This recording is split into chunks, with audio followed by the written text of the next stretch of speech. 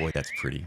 And in today's video, I'm going to tell you how to take scenes like that and convert them into really beautiful images like this by focusing on the sweet spot. And we'll talk more about that right after this. So in today's video, we're going to talk about focusing on the sweet spot.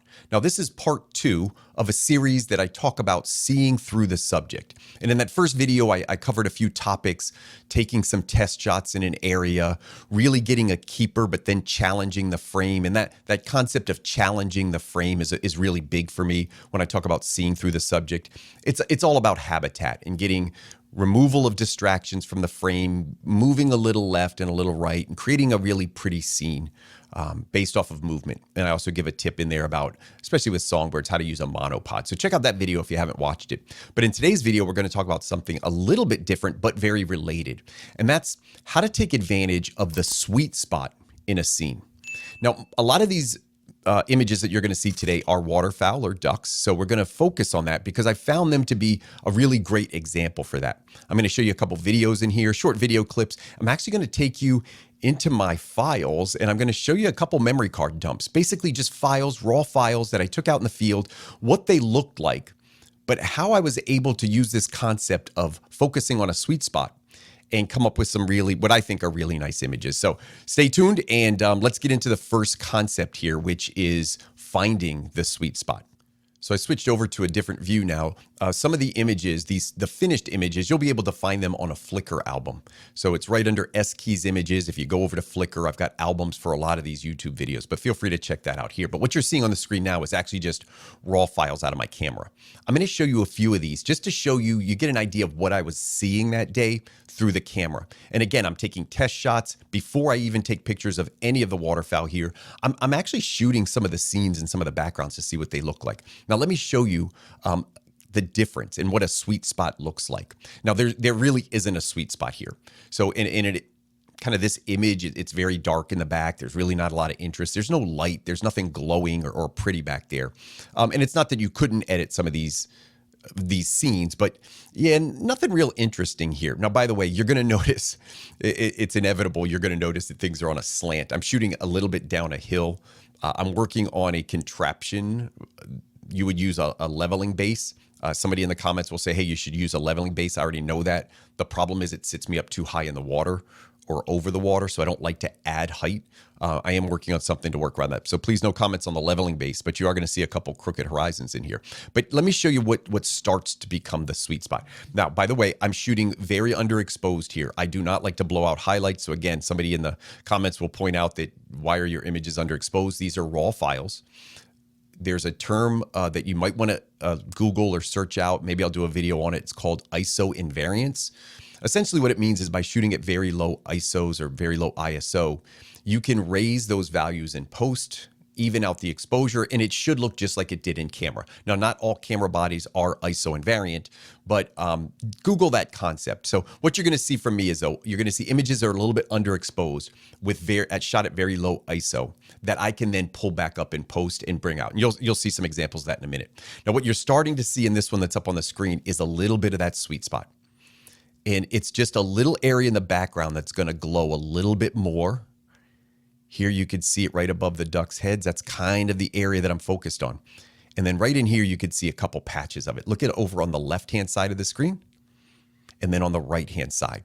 And once I've identified these sweet spots, it gives me an opportunity to really focus on just the subjects that are in those areas. Look where this duck is heading. Now he's starting to go away from me, but he's approaching one of those sweet spots. Now this image, and I'll kind of show you what it will turn into. You see that glow in the background? Now this duck is farther away, so I'm getting more in focus. If he was closer, that area would be out of focus. By focusing on these sweet spots, or first by identifying the sweet spots, the strategy you then use is, let me put my attention here. I've got rafts of ducks. So these common mergansers, let's say there's 15 or 20 ducks.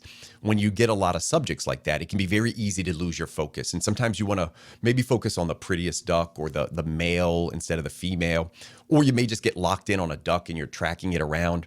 And waterfowl is a really good example of this. If there's a lot of different subjects and I'm kind of scattered with my focus, by not seeing through the subject, I forget that the backgrounds are really what's going to make the images stand out. So watch how dull this background is. Okay, notice how dull that background is. Now notice the image that I chose to edit and watch how vibrant this one is. And that's that sweet spot. That's focusing on that background and only following the ducks as they go through these sweet spots. So I follow a duck, it goes through the sweet spot. I forget about that one. I'm looking for the next duck to come through. Now, if you've only got one duck that you're working with, then I would just say maybe this saves you a lot of frames. You're just not going to waste frames. But this concept, finding that area that really works, that you know is going to look good, taking some test shots, maybe even exploring what they're going to look like before there's any subjects there, really, really, really beneficial. Look at the backgrounds now. Notice they're kind of dull. There's not a lot of life in these, but watch what happens as this duck approaches one of these sweet spots. Getting a little bit better. Now watch the difference from this frame, which is very dull in the background, to the next frame, which happens just a couple seconds later. I'm not really wasting a lot of frames here. I know he's got his probably a she, he's got her head underwater. So, maybe I'm waiting to see what happens. There's some action there. And of course, if there's action, I'll always take that. But we're talking more about portraits. Look at what happens in that background. I'll go back and do it again. Watch this as it goes to this. This is the spot that I want to focus on. There's just a lot more color and life. And then as soon as it passes through, watch it change back.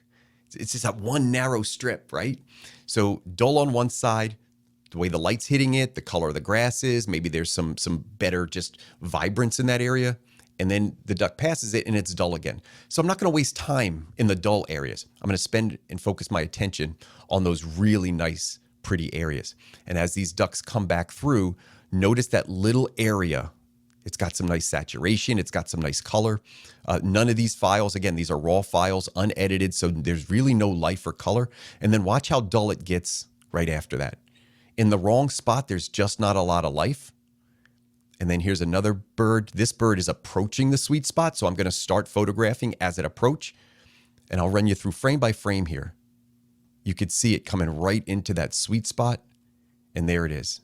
And then it passed through that sweet spot. Now, I'll continue to take a few, especially if a bird is this close. These are uncropped, so you can get an idea of how close these are. And when birds come in this close and they're really in front of your face, it's a good time to do a tighter portrait and really show off the details. So backgrounds might become a little bit less important, but the bird spins back around, and notice there's that sweet spot. Nice and vibrant in the background. Now, what does that look like? Well, let me pull up the actual image. And again, this will be in the Flickr album. So if you want to jump into that Flickr album, you could take a look in there. And that's what my edit looks like. So now I can bring up the exposure a little bit, play around with shadows and contrast and a little bit of saturation, some detail dodging. These are things I teach on my Patreon site. So if you're interested in that detailed editing, go ahead and check out that site. I'll put a link to the description down below. Okay, so I've showed you a couple of these hotspots. So I think the concept is now coming in, right? We're focused in an area. We're zoned into the things that look great. We're testing the area first. Let me show you a few more examples. So you could see in this part of the clip, it's really dull in the background, not a lot of interest. But watch what happens when this duck starts moving in. Watch the difference in the background. Now you'll see him coming into the sweet spot right here. And you'll see it, like I'm really dialed in and I'm kind of hoping, okay, go with right there. That's the sweet spot. Notice that difference in color and vibrance right there. Now watch the difference. Notice how dull the background is here. This is from the same day. I took video of this duck. Over here, you could see it's a little bit more interesting. Duck's further away, but notice the background starting to get some interest. There's a nice contrast in the background. So this is an area that could work. Certainly this could work, but it wasn't the area that I really, really loved. As it came into here, the background started to get a little more vibrant right in this area, and you could actually see it coming right into this hot spot. I shouldn't say hot spot, sweet spot. This is the sweet spot right there. Notice those colors. Now, again, it's a little underexposed. These are raw files. Let me just show you, though, how well a file like that will clean up, because you can really, really, really take advantage. You don't need a whole lot of vibrance back there. Watch the difference to that. That's that sweet spot. That's what makes this image. It's a nice portrait without that light back there, without that glow, but this is not a Photoshop effect. This is just taking what's there, taking the raw file that presents itself, knowing how to extract it, knowing how to edit it, but really making the most of it, and really, really pretty image here. So wanted to show you the video clip, wanted to show you a little bit about what that looked like. And again, watch how I'll bounce back and forth. Dull, uninteresting, nothing back there. And of course the duck is closer here, which helps because the background's more out of focus, but just notice that difference. I'll show you a couple real quick examples. Had a hooded merganser. I'm going to show you a male and female hooded merganser. Notice the backgrounds here. I'm just scrolling through, not a lot back here, right? Like no real interest, but when the bird starts to approach this area here, notice the difference. Look at the left side of the frame, and then look at this potential out in front. And as this bird moves through, it's coming into the sweet spot. And look at the glow in this area. See the difference right in here? Just see how there's warmth. So now I've got an opportunity. There's something there to work with. And editing this one up, I was able to come up with an image that I liked. And that finished product look a little bit, there are you, like this. Notice, I wanted to put that little bokeh ball over the head, but notice that warmth out in front. Really, really pretty stuff. And then I've got a hooded merganser here, a male, same concept, same place. So I know this location so well, I actually start to know exactly where these sweet spots are. And again, if I've got multiple species or different ducks and there's rafts moving around and they're here and they're there, I'm always going to focus on those sweet spots. Now, I've got just a couple more examples. I popped over to my Flickr album. So I told you earlier, these are actual files in that Flickr album. We went through these already. Let me show you a few more, though. Finding the sweet spot. So where this duck, there's a couple of these ducks floating around. The species is nothing exotic, but I loved those leaves and how they were kind of hung over the lake in this one little cove. And that's the sweet spot. That little arch in the leaves is what I'm focused on. And I'm just waiting for one of the ducks to float through there. That's where my focus is. Again, focusing less on the subject, seeing through the subject, knowing what's the best part of that frame, and focusing right there on the sweet spot. Let me show you this little grebe that I had. What fun. Watch the color in the water.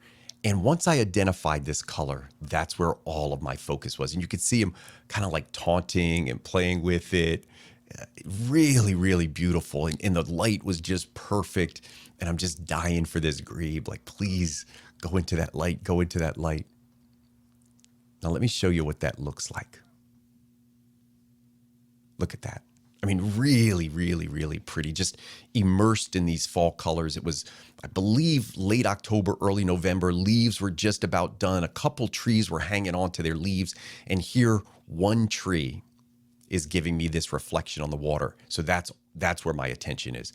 I just want it to get into those colors. And this is what separates things. This is what makes your image stand out from everybody else's that's just got, plain water, blue water, just these colors. And color is so, so important to making your images stand out.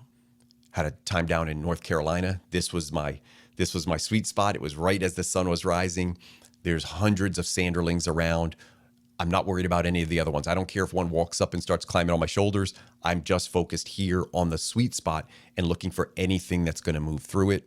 Same morning, again, same sweet spot. This is just a little earlier before the sun came up. And then on this one, fall migrating warblers, I wanted to show you a few songbirds in here. I have one other example before we tie this up, but this was an area where I had migrants kind of popping around. And so there were several birds in this area, not just one. But I tried to, and sometimes if you're a birder, it's hard to do this, but I tried to switch my mind off of the species and just look at this area. This chokecherry tree gets really interesting fall color. It gets this deep maroon. There's some oranges that come in there. And so that's where my focus was. Now, the fact that I liked the warbler that jumped in there was a bonus for me, but I would have taken any species in this area. So I was zoned into this spot, waiting for birds to come in. And it's often, when there's more than one subject, it's very easy to get distracted, start popping your attention all over. But I find that if I just focus on the area that looks best, again, shooting through the subject, testing the scene first, knowing what it's going to look like, and staying zoned into that area. So I'm zoned into this sweet spot. Very rarely, once I'm zoned in, by the way, do I get up and start moving around. I really don't. I put that in the first video. I really try not to chase birds. And then this last example, before we wrap up, talking about the sweet spot and the ability to be distracted. These gorgeous skies. I've shown a series of these before. I actually entered a couple of these into contest. Really, really love the way this series turned out. And what had happened is the sky just lit up. And I had about 10 minutes. And I found the cluster of clouds that had the best color. Now, there were, no lie, about 100,000 snow geese. About 50,000 in one field, 50,000 in another, and they're just flying back and forth. And at the end of the night, they start flying out of this field. And it's very easy to get distracted. I could try to get takeoff shots, lift-off shots, but these clouds are only going to stay like this for 10 minutes. So not only is this a sweet spot, but this is a sweet spot that's only going to be around for about 10 minutes. So I'm really just dialed in here. And as they're flying away, I'm picking up, kind of with my peripheral vision, I'm looking over here, and anything that's approaching those clouds, I lock on it. I pan as they go through the clouds, and as soon as they leave, I stop and I find the next flock. So I'm getting these small flocks going through the clouds over and over. Doing this at a slow shutter speed, I think I'm probably a 30th or a 20th of a second here. I know I'm not going to get a lot of keepers because I want to get a sharp focus on the head and motion blur on the wings. It's a very difficult technique. It requires really good panning, and I'm probably doing this handheld. I can't remember that night exactly if I had a tripod or if I was handheld. But yeah, just panning. Now watch this. Here's another set of geese going through the same clouds. And here's a different set of geese going through the same area. So I'm just locked into that sweet spot. So that's it. I mean, that's the message of the video. It's not a difficult concept. When you understand it and you think about it, it just makes so much sense. The challenge is changing your perspective. Challenging what you're doing in the field. And saying, can I keep my attention on an area that looks great rather than get focused on subjects that might be moving into areas that aren't going to photograph as well? I want great images. I'm still a birder, but I am more photographer. For people watching this that might be more bird-centric, you're going to be tempted to chase. You're going to be tempted to look around. You're going to be tempted to get that different species and go somewhere else. Your images will not be as strong as if you keep your attention into the areas that look the best and that are going to photograph the best. I think that will always deliver the best results. I had a really good time putting this video series together, both shooting through the subject and focusing on the sweet spot. I tried to show you a few little video clips and even some of my raw files right out of the camera just to give you an idea of what it looked like in the field and how you can identify those sweet spots. Down in the comments, let me know if you found that helpful. And down in the comments, you can let me know if you have any other suggestions or video topics that you'd like to see. Remember to hit the little bell down there for notifications so that when I have a new video coming out, you'll know about it first. And if you're not subscribed, definitely make sure you hit the subscribe button. I really do appreciate all your support with the channel. Hope everybody's having a great time out in the field, and I hope we can continue to find inspiration in wildlife together.